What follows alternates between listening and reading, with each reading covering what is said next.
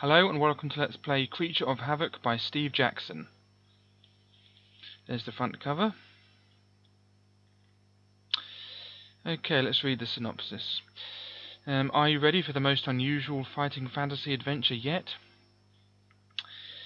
You begin this adventure not knowing where you are or who you are. All you know is that you are some kind of creature of instinct, understanding little. During the course of the adventure, it may be possible for you to begin to control your bestial nature, to find out more about yourself, and even to learn your destiny. But even if you know all this, success is by no means certain, for the traps and terrors of Trolltooth Pass are many. Are you ready to become the creature of Havoc? 2 dice, a pencil, and an eraser are all you need for this adventure. You decide which route to follow, which dangers to risk, and which foes to fight. Cover illustration by Ian Miller, I think that says. And there's Steve Jackson. Okay, looks like they looks like they might have photocopied this with a dust cover on it or something. So it looks pretty sort of shiny and blurry. I don't know. Okay, let's continue on. Okay, Creature of Havoc, Windward Plain, the map there, Trolltooth Pass, there we go. Okay, evil is festering in Trolltooth Pass. The necromancer Zaradan Ma is close to stealing the secrets of elven magic, which will make him invincible. Of course it will. Nothing could then prevent him and his legions of chaos from taking over the whole of Alanzia, which is his foul purpose. But what does the Creature of Havoc know or care about all this? It is a creature of instinct, ruled by hunger and rage. It is unable to speak, and the speech of others is incomprehensible. It has a taste for fighting and for the flesh of other creatures. Moreover, in this unique fighting fantasy adventure, the Creature of Havoc is you. But during the course of the adventure, it may be possible for you to begin to control your bestial nature. It may be possible for you to find out more about yourself. It may even be possible for you to learn your destiny and charge your aimless existence with meaning and purpose. And to do all this, all you have to do is survive. All you need is 2 dice, a pencil, and an eraser to embark on this thrilling adventure. Many dangers lie ahead, and your success is by no means certain. Powerful adversaries are ranged against you, and it's up to you to decide which route to follow, which dangers to risk, and which foes to fight. Steve Jackson is the co-founder with Ian Livingstone of the Games Workshop chain, which specializes in fantasy games and war games of all kinds. And he's extremely wealthy. Okay, so here are lots of the books. There's Portal of Evil, my favourite, and we're playing Creature of Havoc, which is, yeah, there it is. Yeah, Creature of Havoc. Yeah, it's number 24, I think this is. Yeah. Okay, there's Creature of Havoc again, illustrated by Alan Langford. Colour map by Dave Andrews. Alright, Dave. Alright. To Rob and Anne. Okay, I shan't read all that stuff. Wow. 1986, the year I was born. There's a clue for how old I am. Right. Okay, so let's start reading this nonsense. Okay, looks like someone's used the adventure sheet and has rubbed it out. There's always one, isn't there? Just use paper. Paper that's not in the book, mind you. How to fight creatures of Trolltooth Pass. Before embarking on your adventure, you must first determine your strengths and weaknesses. Use dice to find out your initial skill, stamina, and luck scores. On pages 6 to 7, there's adventure sheets. There's an adventure sheet on which you can record the details of an adventure. You'll find on it boxes for recording your skill, stamina, and luck scores. You are advised either to record your scores on the adventure sheet in pencil, or to make photocopies of the page to use in future adventures. Or just use plain paper. Or a text file, which is what I'm going to use. Those who are familiar with the fighting fantasy rules should note that there are some new rules in this book. Skill, stamina, and luck. Roll 1 die, add 6 to this number, and enter this total in the skill box on your adventure sheet. Okay, right, I'm going to... Yeah, let's just do this, right. Okay, I have the old dice program here. We have a d6, and then we're going to go to roll. We're going to roll one die. I'm not accepting anything that's not 5 or 6, by the way. Right, 5, okay. Let's get rid of the buzzing. There we go. Okay, so add 6 to that result, and then let's put it in here. So skill is 5 plus 6, which is 11. There we go, lovely. Okay, roll both dice, add 12 to the number rolled, and enter this total in the stamina box. Okay, roll 2 dice. Here we go. I'm not accepting anything less than 20 stamina, by the way. Right, roll. No. That's terrible. No. No. No. No, I want more than 20. No. No. No. No. There we go, thank you. 9. Right, 21, that'll do. Right. 21 stamina. Right. Yeah, for some reason, I don't understand. I only started doing these books because they amused me, but for some reason they're surprisingly popular. People want to see me drone on in my monotonous voice reading these books. I mean, I'm extremely flattered, but I find it strange that people want to watch these, but I'll happily do them because I do enjoy them. I have attempted Creature of Havoc before, but I've never actually completed this. Well, I've completed this in my younger days. I have the perfect route written in front of me, so I'll be referring to that. But yeah, this wasn't my route that I thought of myself. This is from somewhere else, their route. So I'm going through their route, not mine, because I've never actually completed this book before. I will just admit. So take that as you will. Okay, there is also a luck box. Roll one die, add 6 to this number, and enter this total in the luck box. Okay, again, nothing less than 5. Where's the dice program? There we go. Okay. There we go. 11 luck then. That'll do. Get rid of the buzzing, because it's annoying. I don't know why the program buzzes anyway. How is it linked to the speakers? Anyway, right, luck. 11. Let's go down a bit. There we are. Lovely. There we are. Right, okay. For reasons that will be explained below, skill, stamina and luck scores change constantly during an adventure. You must keep an accurate record of these scores, and for this reason you are advised either to write small in the boxes or to keep an eraser handy, but never rub out your initial scores.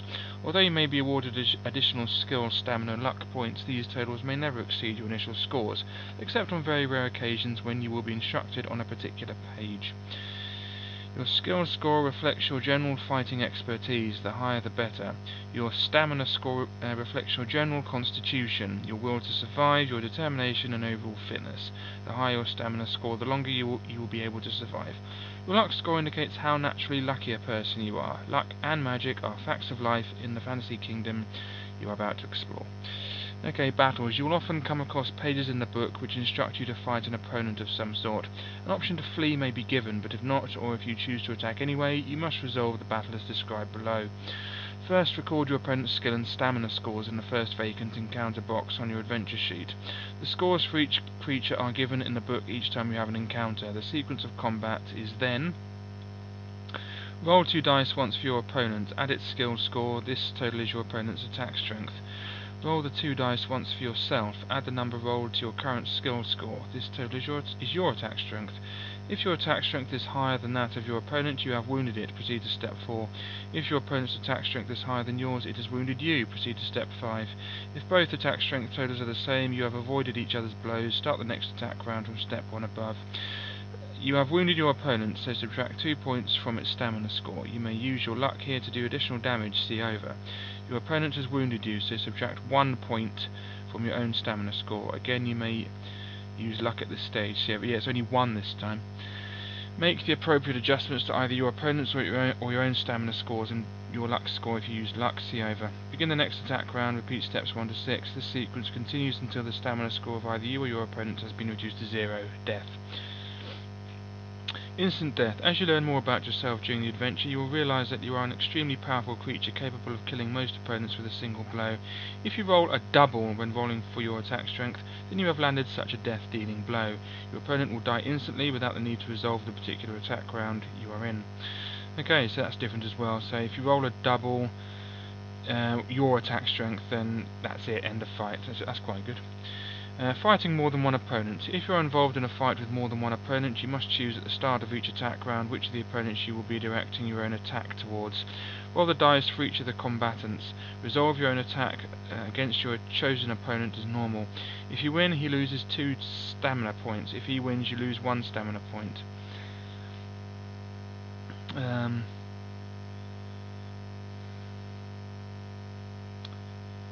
Oh yeah, that's normal, yeah.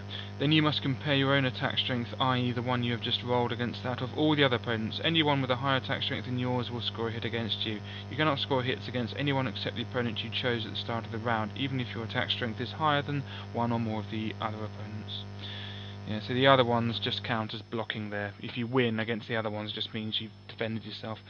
Luck. At various times during your adventure, either in battles or when you come across situations in which you could either be lucky or unlucky, details of these are given on the pages themselves, you may call on your luck to make the outcome more favourable. But beware, using luck is a risky business, and if you're unlucky, the results could be disastrous. The procedure for using your luck is as follows. Roll 2 dice. If the number rolled is equal to or less than your current luck score, you have been lucky and the result will go in your favour. If the number rolled is higher than your current luck score, you have been unlucky and you will be penalised. This procedure is known as testing your luck. Each time you test your luck, you must subtract 1 point from your current luck score. There's a misspell there.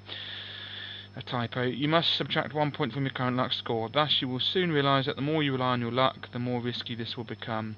Using luck in battles. On certain pages of the book you will be told to test your luck and will be told the consequences of your being lucky or unlucky. However, in battles you always have the option of using your luck either to inflict a more serious wound on a creature you have just wounded, or to minimise the effects of a wound the creature has just inflicted on you. If you have just wounded the creature, you may test your luck as described above.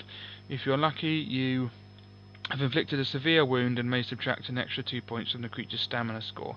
However, if you are unlucky, the wound was a mere graze and you must restore 1 point to the creature's stamina, i.e. instead of scoring the normal 2 points of damage, you have now scored only 1.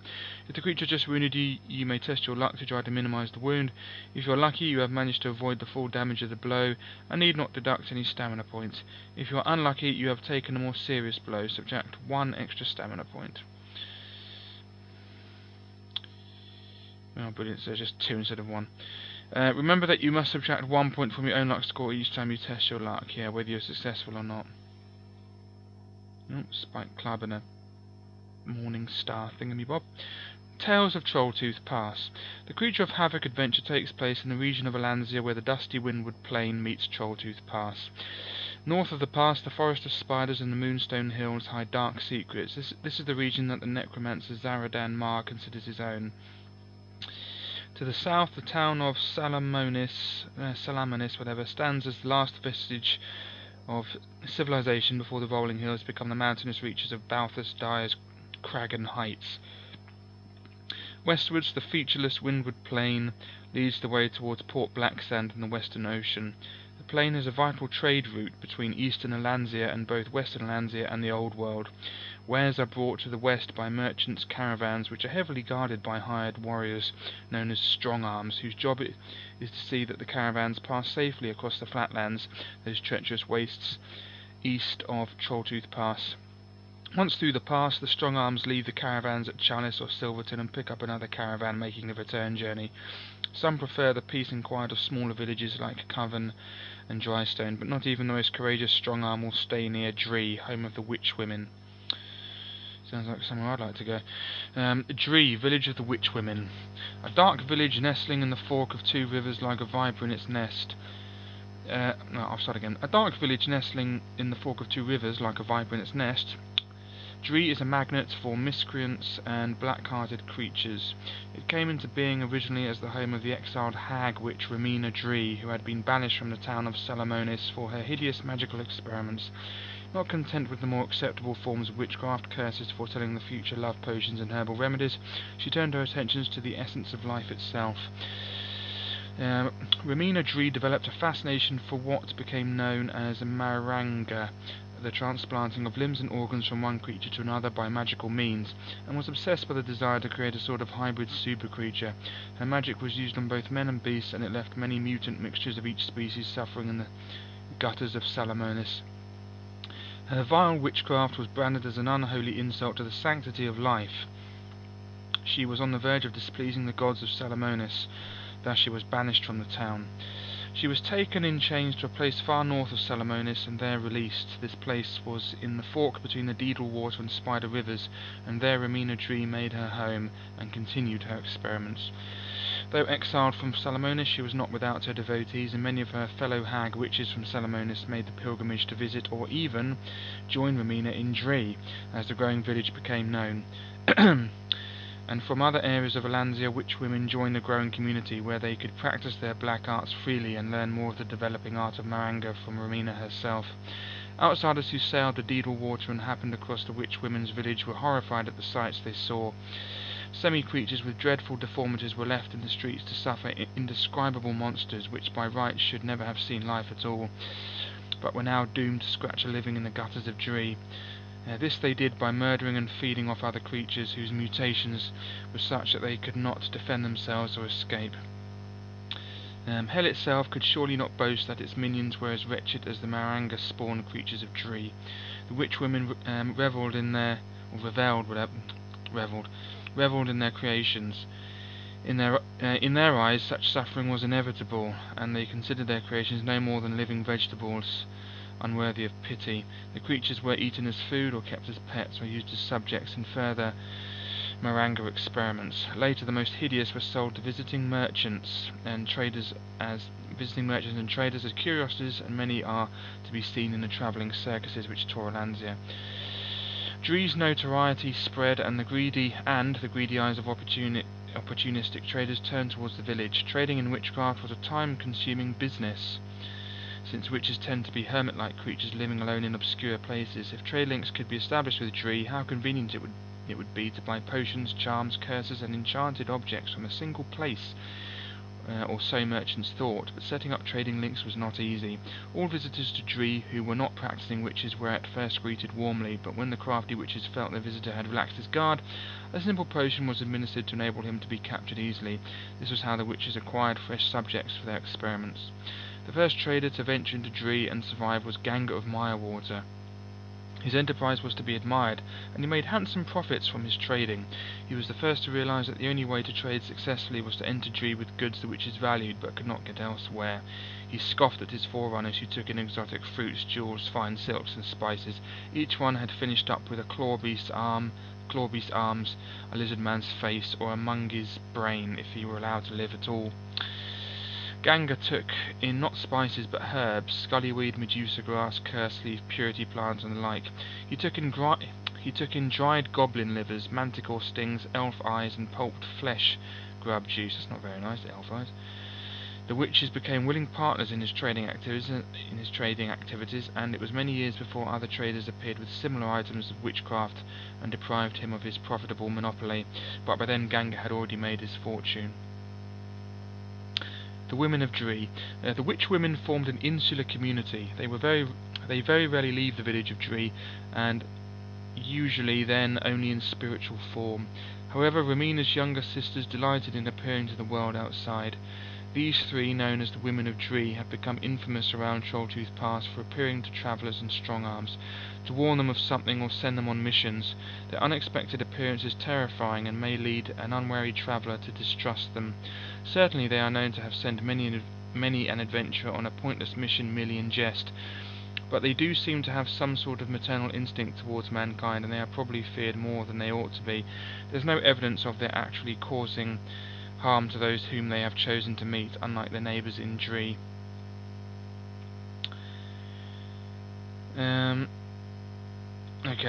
Just making sense of that. The rest of the world would be happy to leave Dree alone, so long as the women kept to themselves, but one or two witches have been known to leave Dree and settle in the lands of men. Usually they establish themselves in harmless occupations as herbalists like Vitriana in the Forest of Yore, fortune-tellers like Rosina near Coven, or cooks like the Sisters of Sheena in Balthasar's Citadel. but occasionally one of the witch women will leave Dree in search of mischief. This was the origin of the ill repute of the village, and more recently with the strengthening of Zaradan Mar's power. Dree has earned the abject hatred of the peoples of Trolltooth Pass. Zaradan Mar the Necromancer. It was Ramina's sisters who secretly raised the infant Zaradan. No one knows who fathered the child, but the most likely candidate is one of the numerous hell demons conjured up by the witch women during their black masses. Some, however, prefer to believe that the necromancer is merely a product of another of the Maranga experiments. Being the only man-child in a village of witch women, the sisters removed him from the village and raised him somewhere in the Moonstone Hills. When he was old enough, Zaradan was sent east into the Flatlands to be educated. He had already shown skill in simple sorcery, and the witches wished him to study the magic arts under a teacher of great repute. This man was Volgera Darkstorm, and the young Zaradan was accepted as his pupil along with two others, Balthus Dyer and Zagor. All remember him? The three of them studied hard and perfected the black arts with a skill which Darkstorm had never seen in any of his previous pupils. The three became both friends and rivals, each respecting the other's skills, but each striving to prove that his were the greatest. It was during his studies that Zaradan changed his name. Zaradan Dree, as he was called, was a name that embarrassed him. Dree was the village of witches, and the name was a constant reminder of their primitive magic with its simple herbalism and curses. The only interest Zaradan had in his home was the witch's fascination with Maranga, a subject that obsessed him.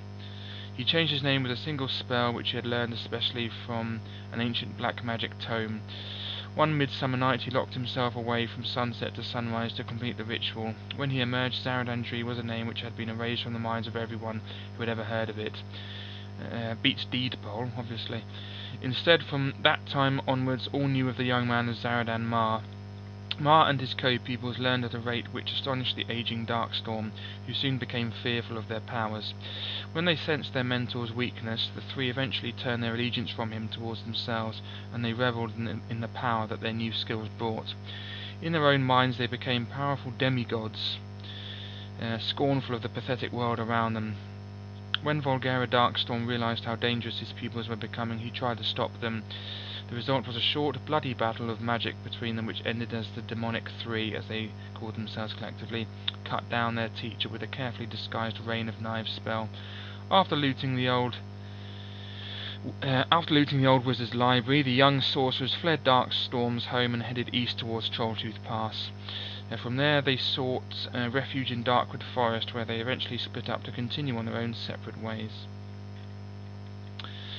Coven. Zaradan Mar disguised himself as a prospector and headed south towards the village of Coven, a half-day's journey from his home in Dree. Though his disguise was merely a sham to enable him to build an underground stronghold for his future operations, he was astonished to find gold deposits in the ground. He immediately realized that with gold he could recruit an army, and soon his Yellowstone mines were making him a powerful and wealthy man. His real ambition, however, was not to become merely wealthy, but to rule over his own empire, and eventually over the whole of Alanzia. But this he could not do alone. He had already recruited Velasca Rue, a well-rounded human with a fiery temper, to supervise his mines. Rue was a scruffy character, but he had a will of iron and shared Mar's thirst for power. His loyalty to his master persuaded Mar to share his secret ambitions with Rue, and between the two of them they laid plans of conquest. Velasca Rue was dispatched to find suitable officers for Mar's army.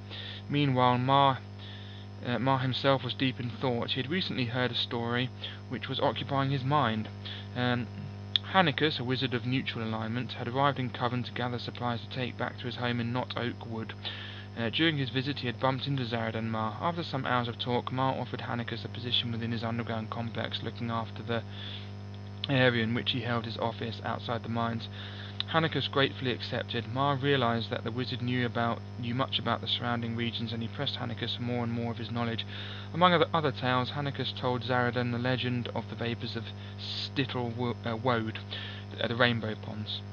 Hidden deep within the dark depths of the Forest of Spiders, sheltered from prying eyes by tall spear-tip trees, is an enchanted glade.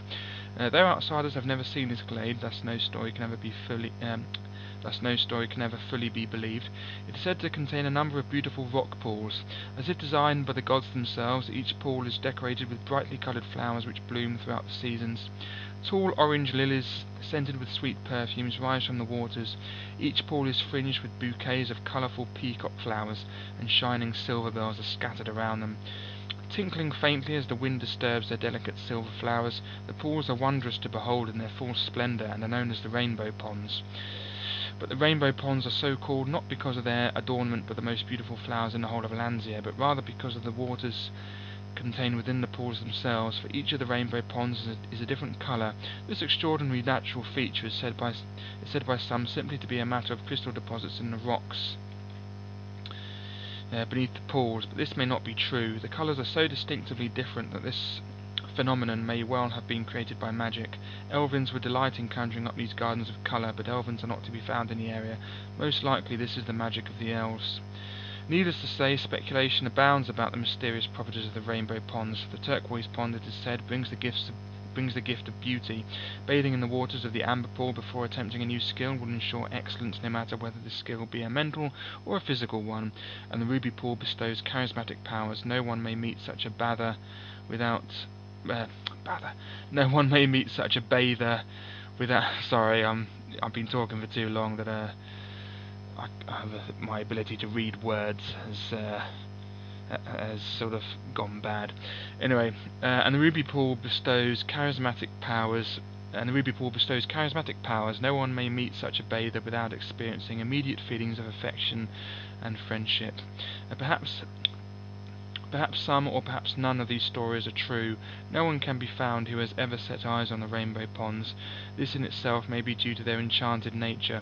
The pools are an oasis in the midst of a jungle of chaos, a nirvana which, once found, persuades any visitor to remain forever in awe of the beauty of the rainbow ponds. Stittle Woad. The most recent stories of the rainbow ponds have caused great excitement among adventurers and explorers. For rumour has it that the ponds form part of the domain of the white-haired wood elves of Stittle Woad. The elven village of Stittle Woad, or Erin Durdinath in the Elvish tongue, is a mystery to outsiders. Protected by elven magic, no one may discover the village without an invitation from the elves themselves, and the elves will admit only those who swear to preserve the secret of its whereabouts. But one thing is for sure, Erin Durdinath is to be found deep within the Forest of Spiders, and is most probably close to the spectacular beauty of the rainbow ponds. Occasionally one or two of the more adventurous young elves can be found outside the forest. Curious about the world beyond their treetop kingdom, they will roam abroad, sometimes coming into contact with other races, and very occasionally entering the cities of men. One such elf, known as Leha Falsehope, ventured as far as the town of Chalice, where he succumbed to the temptations that exist in such places. Stories spread of this mysterious white-haired creature whose manner was so delightful that the young women of Chalice would follow him wherever he went, tittering and offering their favours. Goodness gracious. The rowdy menfolk knew him as a regular in the town's drinking establishments. They watched in amazement as he entered, and won every drinking contest in every inn. At a street market he once acquired a well-made mandolin, and within a short time he was a master of the instrument, delighting every audience with his amusing songs. As his status rose to that of a celebrity within Chalice, folk naturally inquired about his past. At first he managed to remain true to his vow of silence, but this only caused rumours to circulate, not all of which were complimentary to Falsehope. Eventually he was forced to reveal glimpses of his real past. His stories so enthralled his listeners that each glimpse spread like wildfire as news around the town, that he was encouraged to tell more and more. Many of his stories he set to music, and even today his songs are known and sung by all the minstrels of Western Alanzia. But finally one night, after far too much ale and maybe a little smoking weed, Leha Falsehope revealed more than he should have done. In his drunken conversation with a young serving wench, he not only revealed that Erin Durdinath existed and could be found deep in the Forest of Spiders, but his loose tongue told the story of the vapours whose secret had hitherto been known only to his fellow elves. After he had finished telling the story of to the wench and the large crowd of eavesdroppers who had gathered around him, Falsehope realised his folly. Desperately he tried to cover up his words, but this merely prompted more and more questions from the crowd. The question most asked was, "And what was the name of this village of yours?" For men find elven names difficult to pronounce.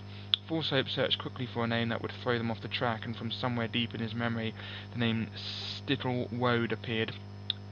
Stittle is in fact a particular type of dye used by elves to colour their clothes.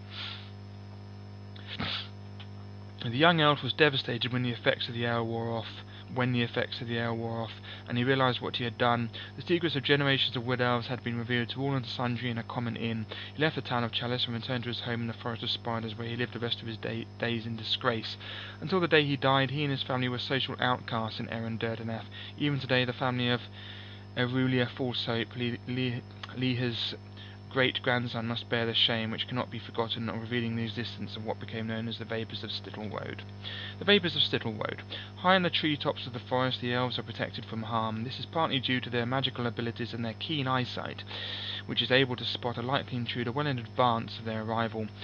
But partly this is a protection bestowed on them as a special favour by their gods. The elves of Stittle believe themselves to be a chosen race, a belief which has a ring of truth to it. After their creation, the gods were astonished at the natural grace and beauty of the white-haired elves they had brought to life. The early priests of Stittle were offered a bargain by their creators. The gods promised to watch over the elves and provide a good deal more protection than they afforded their other creations. In return, each generation of elves undertook to choose an elf maiden to be groomed as eventual queen to rule over Erin Durdeneth. Each future queen must be the most perfect child in the village, a maiden of stunning beauty, charming wit, and faultless grace, and on her 18th birthday she had to undergo a celebratory ritual in which she would eventually commune with the gods. This communion represented the greatest honour which could be bestowed on each generation, and the longer this communion lasted, the more pleased the gods were.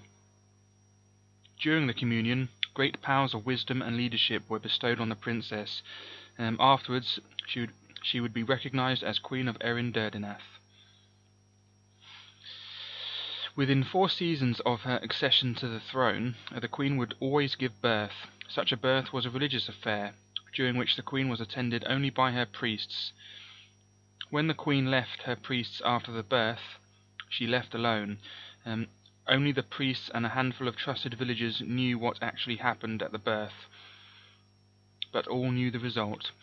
No normal child was born to the Queen. Instead, the gods gifted the Queen with a benevolent spirit, a vapour with a special power.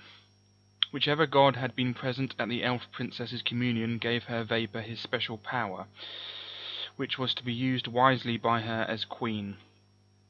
The vapour's birth ritual was unknown to all but the Queen herself and her priests.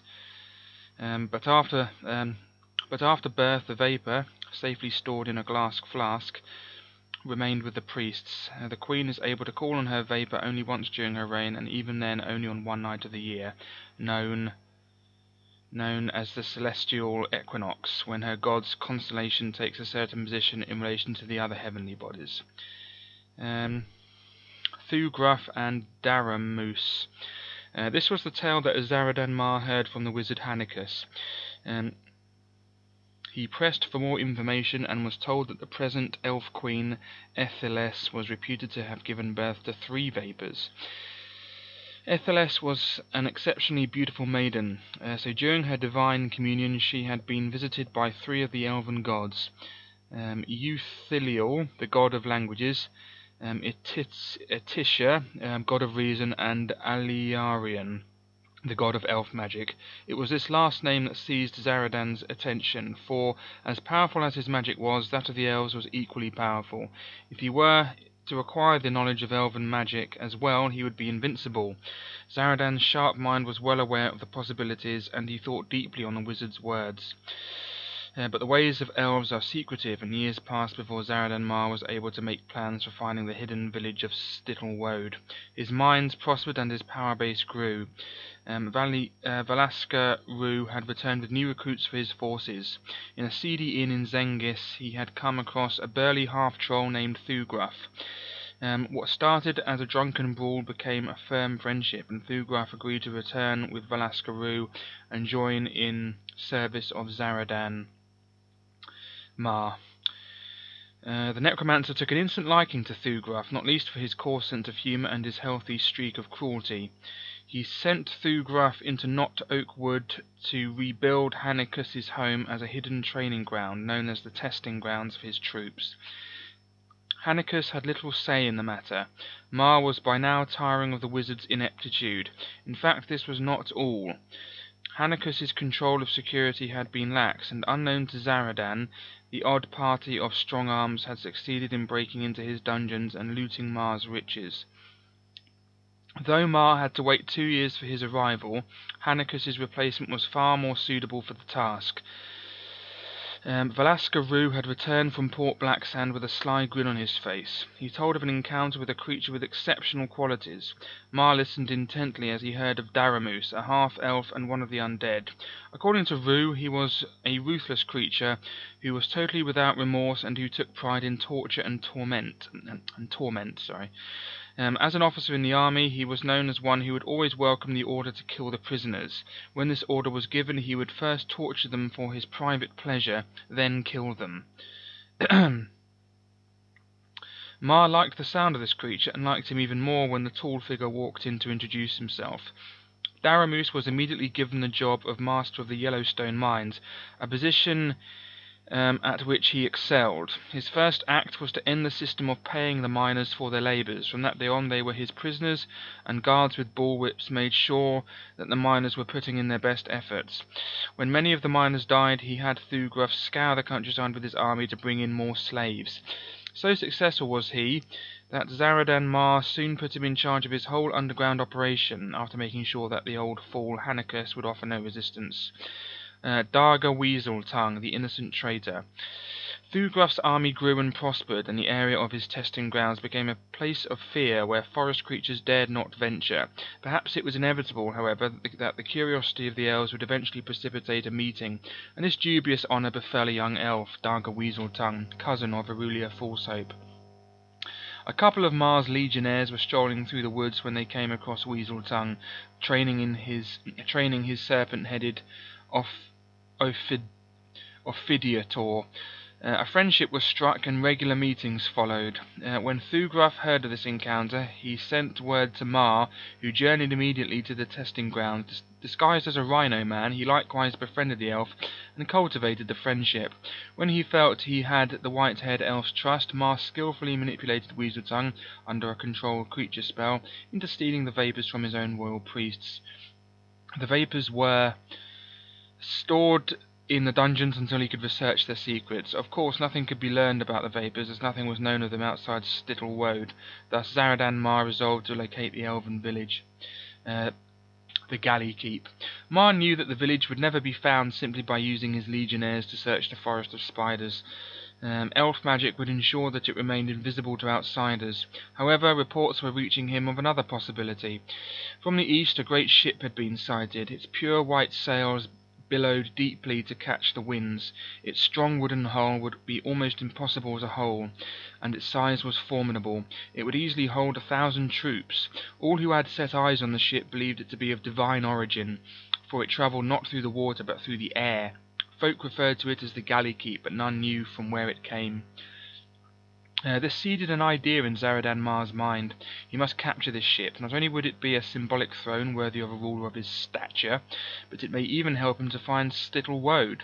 Perhaps he would never find the elven village from the ground, but it may well be unprotected from the air. Quickly he recalled Valaska Rue, and the two of them set off for the testing grounds to discuss the plans to capture the Galley Keep with Thugruff. The success of their plan was a tribute to their military skills. The Galley Keep fell after a short but bloody ambush in the sky by Mar's trained Tukey troops, and he was delighted with his new vessel. Within days he had set up his headquarters in the ship. So this is now his home, and he has begun his search over the forest of spiders for the village of Stittle Woad. Those in the know are terrified at the thought of his success. Should he find Stittle Woad and the secret of the vapours, then his mastery of sorcery will be invincible. It is because of this fear that interested parties throughout Western Alansia have made plans to prevent him succeeding in his quest. Parties of brave adventurers from Chalice, Silverton, and Stonebridge have been sent on missions to capture the vapours and return them to the elves. But, since no one has ever seen the vapours, none of the parties knows, none takes singular, it means not one, so not one of the parties knows what they are looking for, or for what they are looking. In Mirewater, Calla B is recruiting an army of birdmen to besiege the Galley Keep, but with little success as the birdmen fear the ship. From Salamonis, elves are being persuaded to head north for the Forest of Spiders in order that word may reach Stittlewode in time, but the forest elves are suspicious even of their own kind, and this expedition may never succeed. But perhaps it is destiny that Zaradan Mar should rule these regions of Alantia. Only time will tell. This is the background to Creature of Havoc. Much of what you have read will be of little help to you, and some of the information may even lead you astray. Brilliant. I'm so glad I read all that. As you will find when you start your adventure, you have only the faintest awareness of your surroundings, and your actions will be ruled by instincts, the instincts of the creature you are. But gradually you will develop more control over your destiny. As the adventure progresses, you will be asking yourself the questions that all must ask in life. Who am I? Whence do I come? Why am I here? The answers you find to these questions will depend on which paths you chose as the Creature of Havoc. Gordon Bennett. I thought I was reading a novel there. Right. Okay, here we go. Okay, so I guess we're going to paragraph 1. Doesn't say, but okay. The pain is unbearable. Summoning up all your energy, you open your eyes. First one, then the other. They narrow to slits as they adjust themselves to the strain of trying to see once more, then relax as they make out familiar shapes in the dim light. A dirt floor, rocky walls, then the pain takes over. Your head rocks, your eyes submit and close tightly in an agonized grimace. Instinctively, you raise your hands to cup your face, and a low moan mingles with the rasping sound as your rough fingers rub the scaly skin above your eyes. After some time, the pain begins to ease. You open your eyes once more and peer out from between your gnarled fingers. You seem to be at the dead end of a passageway. Your surroundings are barely visible, but a dull glow is coming from the northern extent of the passageway, which stretches before you. A sound is also coming from this direction, of irregular breathing. Something alive is up there. You heave your great bulky body to its feet. Along your back the spines bristle. Swinging your heavy head slowly from side to side, your progress is decided. Northwards is the only option open to you. Muscles strain and succeed in raising a lumbering foot, which thuds loudly on the ground in front of you. You repeat the action, first with one foot, then the other. After 4 steps, the motion has become automatic. You are moving more quickly and more quietly up the passage. When you reach the end, your eyes are drawn to a huddled shape lying on the ground in front of you, which presumably is he. Some rats and various things. He urinated himself. Was that blood? The small figure lies on its side, facing away from you. It is shrouded in a dirty brown cape tied around its neck, and it lies in a puddle of thick red liquid. No, it was blood. Its body rises and falls irregularly with each breath. Some unidentified feeling swells within you. Is it anger? Hatred? Hate it when people use hate as an abstract noun. Hate is not a noun, it's hatred. Why do people not use hatred anymore? Oh, it's hatred. Love and hatred. Right. Is it anger, hatred, fear, curiosity, hunger, or even sympathy? You bend down towards the little creature, uttering a meaningless grunt as you do so. The sound rouses the figure, which rolls slowly over to face you. The creature's dirty face is light-skinned, though barely visible under the thick hair which shades its closed eyes and almost totally obscures its mouth. From its chin, the hair rolls abundantly down its chest in a grey, unruly mass.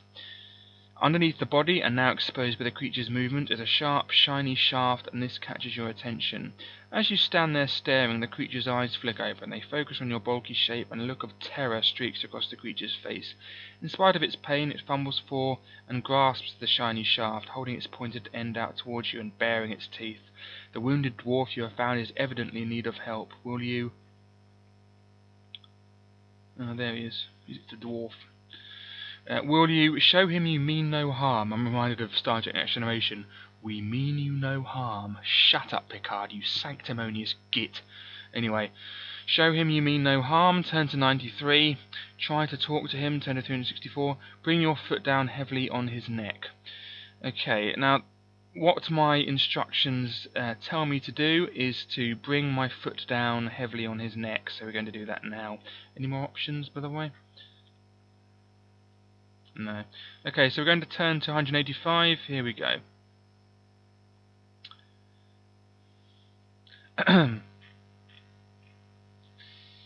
Here we are. The little creature screams in horror as you raise your foot over its head. It squeals as it swings the sharp sword in its hand towards your leg, but the blow is weak and glances off your tough scale as you feel nothing.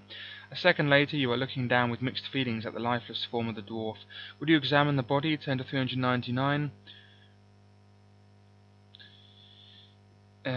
Will you attempt to hide the body down the passageway you have just come from? Turn to 218. Or will you quickly leave the area? Turn to 248. Okay.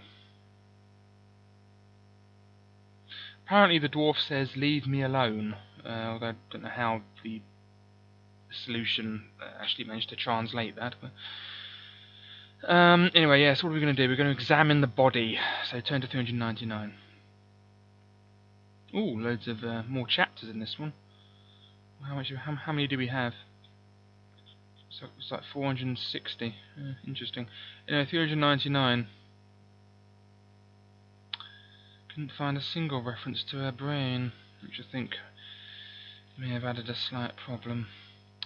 Right, anyway.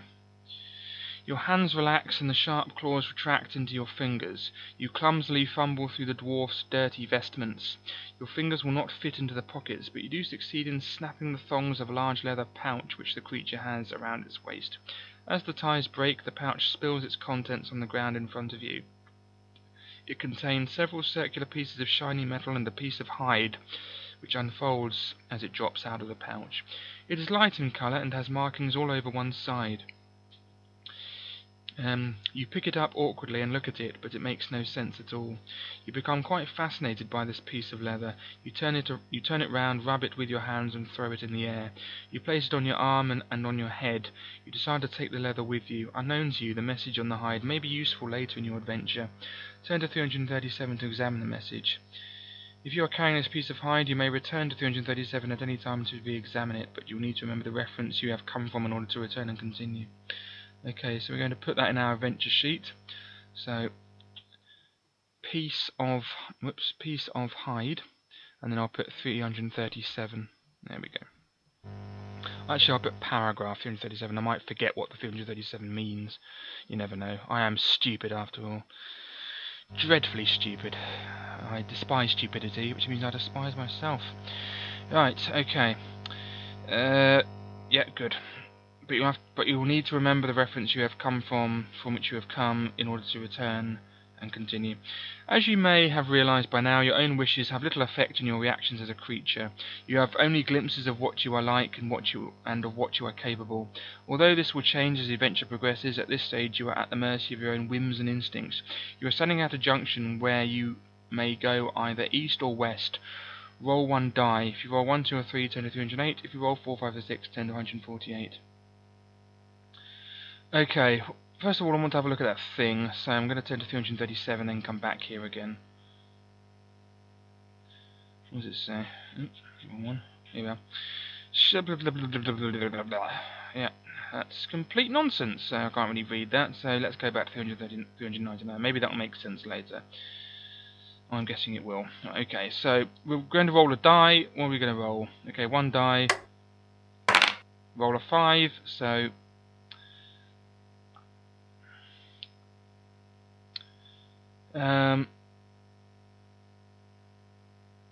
okay, so we're going to roll. So we rolled a 5, turn to 148. Here we go.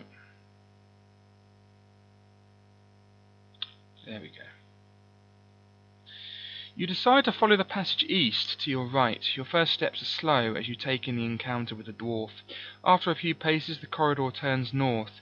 You approach a stout wooden door and must make a decision. Will you smash the door from its hinges and continue, or will you give up on this route and return to the dwarf's corpse? Roll one die. If the result is 1 or 2, turn to 419. If the result is 3 to 6, turn to 72. Okay. Roll another die. Okay. It was a 4, so that is a... means we turn to 72. This is a very clever way that Steve Jackson's sort of put instinct in here. You know, we have, at the moment, we have no conscious decisions, so we have to roll dice to determine our outcome, because we don't have any we can't do conscious decisions yet. With one hand, and I mean by conscious decisions like making a decision instead of going by instinct. With one hand, you swat the door. Pardon me. The force is great, and your fist succeeds in cracking the wood, but the door does not open, and your anger rises. A sound stirs within the room. You listen carefully and can hear heavy breathing coming from within, mixed with a shuffling sound, as if something were slowly moving around. A growl, deep and low, comes from your throat. Will you risk facing whatever is beyond the door, or will you try the safer route back past the dwarf?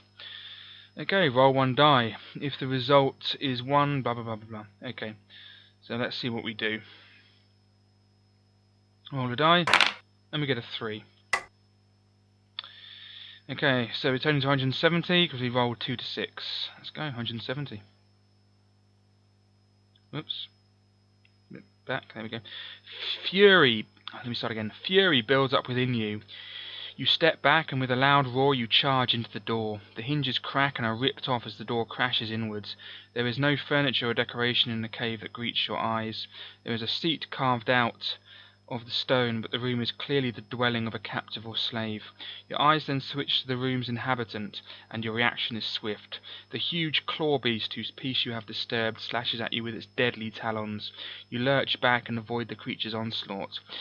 But this attack serves only to fuel your rage. Your own sharp claws slide out, and you turn to the claw beast to resolve this combat. Claw beast, skill 9, stamina 14. Okay. Oh, blimey. That is, what an abomination. It's abominable, I tell you. Abominable. Okay, so stuff of nightmares. Imagine waking up next to that. Looks a bit like, I don't know, it reminds me of something. I can't put my finger on it. It's the teeth of It from 1990 Stephen King's It, when he was in the shower. And, I don't know. It's weird. It reminds us... The nose reminds me of something. I can't put my finger on it. Anyway, we will do this in the next video because I've gone on for too long. So next video, I'll just put 170 in the thing, so we know we're on paragraph 170. There we go down a bit. Make a bit more room. Midnight magic. Right, okay, so on paragraph 170.